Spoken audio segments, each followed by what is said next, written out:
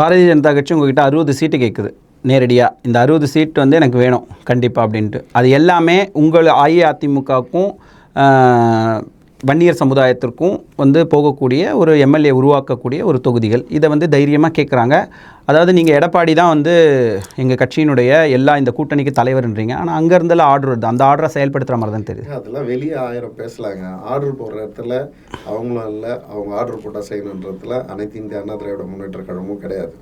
இது ஒரு மாபெரிய இயக்கம். ஐயா அமித்ஷாவே இங்கே வரும்போது அது தெளிவுபடுத்திட்டு போயிட்டார். அதுக்கப்புறம் இவங்க சும்மானா இன்னும் அவங்க தான் டெல்லியிலேருந்து எல்லாம் பண்ணுறாங்கன்னு அதெல்லாம் சும்மா. இந்த கூட்டணி தலைமை அனைத்து இந்திய அண்ணா திராவிட முன்னேற்ற கழகம் தான், ஐயா எடப்பாடியார் தான்ன்றது அமித்ஷாவே சொல்லிட்டாரு. அதுக்கு மேலே வேறு யார் சொல்லணும்? சும்மா இங்கே நமக்கு ஆகாதவங்க எதனா ஒன்று பேசிகிட்டு இருப்பாங்க. ஆர்டர் போடுறதுலாம் இல்லை. இங்கே தனிப்பெரும் மெஜாரிட்டியோட அதிமுக ஆட்சியில் அமையும். அதுக்கு தேவையான வேலையை எங்கள் பொதுச் செயலாளர் அவர் பார்த்துப்பார்.